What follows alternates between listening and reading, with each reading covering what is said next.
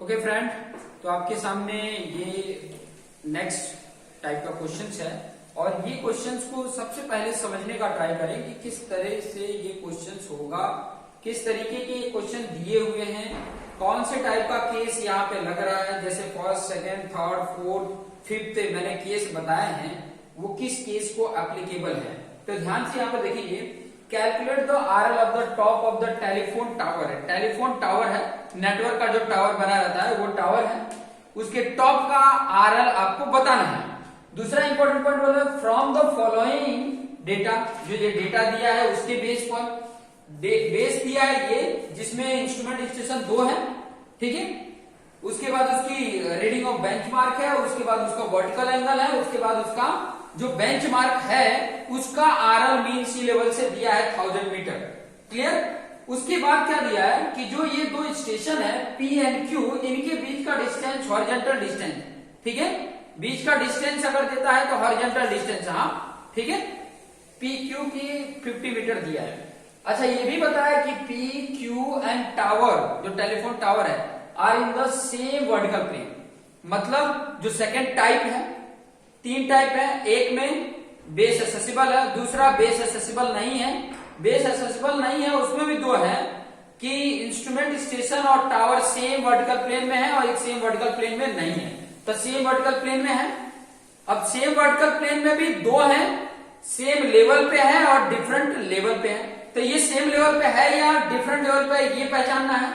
जब ये बेंचमार्क पे रीडिंग लिया जाता है स्टाफ का, रीडिंग ऑफ बेंचमार्क मतलब स्टाफ रखा हुआ है बेंचमार्क पे और ए स्टेशन से देखा जाता है हॉरिजॉन्टल, तो ये वैल्यू है, बी से देखा गया तो ये वैल्यू है। मतलब स्टाफ तो वही जगह पे है, एक से देख रहा हूं तो रीडिंग अलग आ रही है, बी से देख रहा हूं तो मतलब दोनों का लेवल क्या है, डिफरेंट है। अब डिफरेंट आ जाता है तो उसमें भी 2 केसेस है, ध्यान से समझना। डिफरेंट में भी 2 केसेस है कि ऑब्जेक्ट के नियर में कौन सा इंस्ट्रूमेंट है, वो लेवल हाई है या लो है।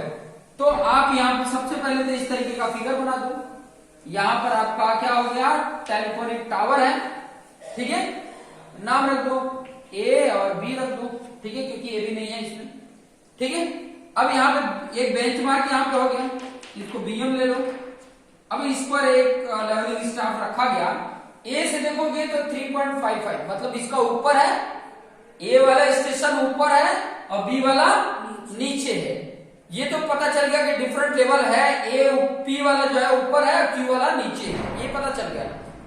लेकिन ऑब्जेक्ट के नियर कौन होगा, वो एंगल से पता चलेगा।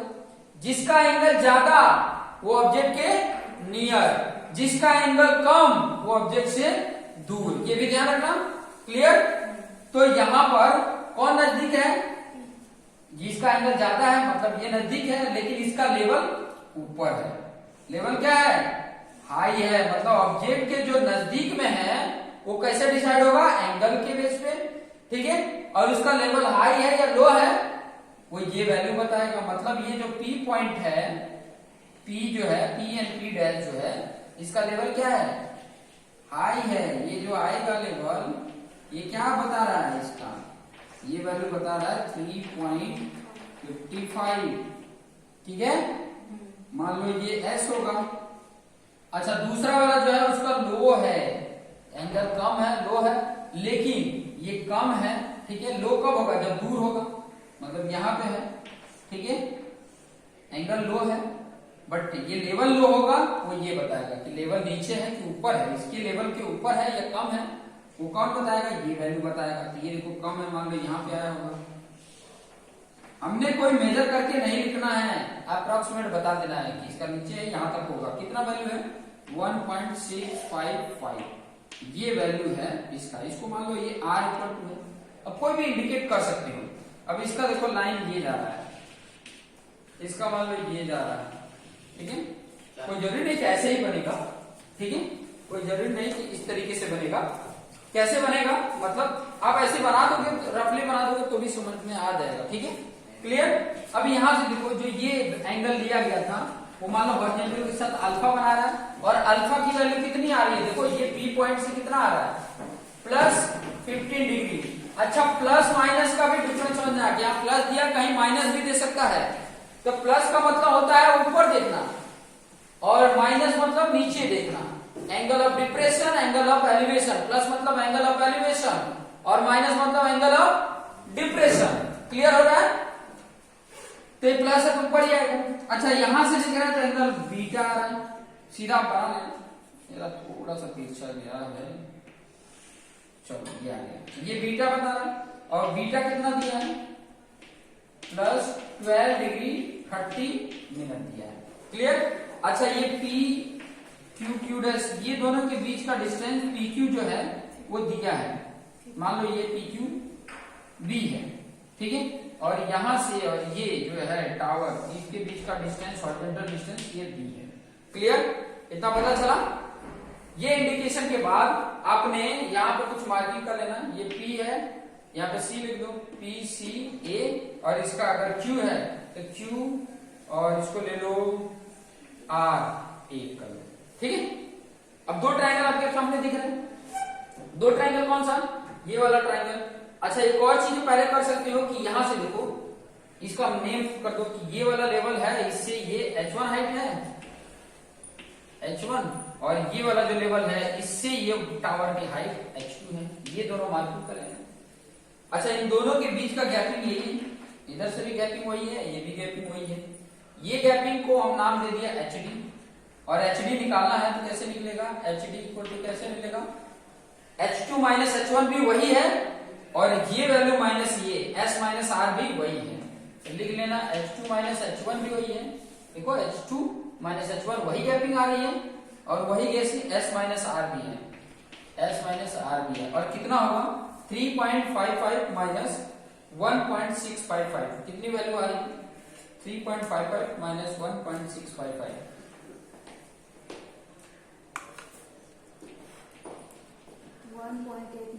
1.895, ये वैल्यू आ रही है। ठीक है, अब ये ट्रायंगल ले लीजिए।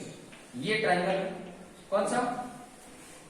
सॉल्यूशन है कौन सा? इन ट्रायंगल PCA, PCA, जिसमें आप tan अल्फा अप्लाई करोगे तो ये H1 अपन ये D जो हमने माना है, H1 हाइट अपोजिट अपन एडजेसेंट होता है tan का, तो ये H1 और ये D, H1 और ये D, H1 इक्वल टू क्या हो जाएगा? ये D के साथ मल्टीप्लीकेशन हो जाएगा, D tan अल्फा, ये इक्वेशन 1। अच्छा दूसरा ट्रायंगल ले लेते हैं। कौन सा ट्रायंगल लेंगे? ये QRA, QRA, ठीक है, जिसमें tan बीटा इक्वल टू क्या होगा? tan बीटा इक्वल टू क्या होगा? ये पूरा कितना आ रहा है? H2, और ये पूरा क्या आ रहा है? B प्लस D आ रहा है। तो क्या आएगा? H2 upon B plus D आएगा। ये इधर मल्टीप्लीकेशन हो जाएगा। H2 इक्वल टू क्या आ गया? B plus D tan beta है। क्लियर?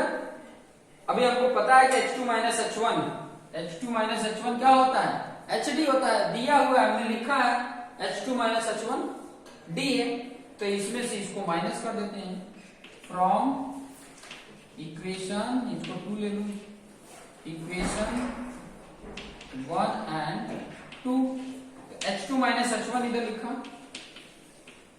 और यहां पे ये माइनस ये लिखेंगे B plus D tan beta minus D tan alpha. यहां से इसको सॉल्व करेंगे। देखो इसको सेपरेट करोगे तो B tan beta plus D tan beta, same उसी की तरह जो पहले हमने फाइंड आउट किया था। इसके पहले इसको तोड़ो, ये तो HD हो गया, मैंने यहां लिखा भी है HD equal to H2 minus H1, वही S माइनस R भी है। देखो ये S माइनस R वही गैपिंग है, ठीक है, और इसकी वैल्यू भी आई है। यहां से इसका देखो ये B plus D tan beta है, तो पहले इसके साथ मल्टीप्लीकेशन B tan बीटा, और फिर इसका इसके साथ प्लस D tan बीटा, और ये तो minus D tan alpha high है। अच्छा ये वैल्यू देखो, ये जो B tan बीटा है, यहां दोनों में से D कॉमन हो जाएगा। ये जो B tan बीटा है इधर आके माइनस कर देंगे। क्लियर हो रहा है? तो क्या हो रहा है? HD minus B tan beta, और यहां से D कॉमन कर लिए। आप देखोगे यहां पे D कॉमन किए तो tan beta minus tan alpha आएगा, tan beta minus tan alpha आ रहा है, और ये डी के साथ मल्टीप्लीकेशन है तो इधर डिवाइड हो जाएगा, डी इधर है, और ये क्या था, H D minus B tan beta upon tan beta minus tan alpha, ये फॉर्मूला है। अब इसमें डायरेक्ट वैल्यू पुट कर दोगे, जो जो आपको पता है वो वैल्यू पुट कर देंगे। एच डी की वैल्यू कितनी है, 1.895 कर दिया, 1.895 माइनस बी दिया है, देखो बी किसको लिया है, पी और क्यू के बीच का डिस्टेंस, और पी और क्यू के बीच का डिस्टेंस 50 दिया है, 50 और मल्टीप्लीकेशन में टेन बीटा, बीटा की वैल्यू कितनी है, यहां लिखा है मैंने बीटा 12 डिग्री 30 मिनट, तो यहां लिख देंगे 12 डिग्री 30 मिनट डिवाइडेड बाई, क्या है divided by, ten beta minus, तो टेन ये 12 degree 30 minute minus tan alpha, alpha की वैल्यू कितनी है, यहाँ पे देखो, यहाँ कितना एंगल है, 15 डिग्री है, 15 डिग्री लिख देंगे, ये किसके बराबर है, डी की, डी हम फाइंड आउट कर लेंगे। हमारा मकसद क्या है, ये डी क्यों फाइंड आउट करने की जरूरत पड़ेगी, क्योंकि बिना डी के H1 नहीं मिलेगा, H2 नहीं मिलेगा, क्योंकि डी ही अननोन है, इन दोनों फॉर्मूले में डी अननोन है। अगर H1 या H2 कोई भी फाइंड आउट करना है तो डी आपको चाहिए, तो डी के लिए हमने फॉर्मूला बनाया, सारी वैल्यू पुट किया, उसके बेस पर मुझे डी की वैल्यू मिलेगी, और चाहे इसमें डी की वैल्यू पुट करके H1 या H2 फाइंड आउट करो। अगर कोई भी एक मिलता है तो आपको पता है, देखो यहाँ का RL बेंचमार्क का दिया हुआ है, इसमें अगर मान लो आपको H1 मिला तो ये हाइट तो दी हुई है, इसमें ऐड करोगे तो यहाँ आओगे, और यहां से H1 ऐड कर दोगे तो यहाँ पहुंच जाओगे।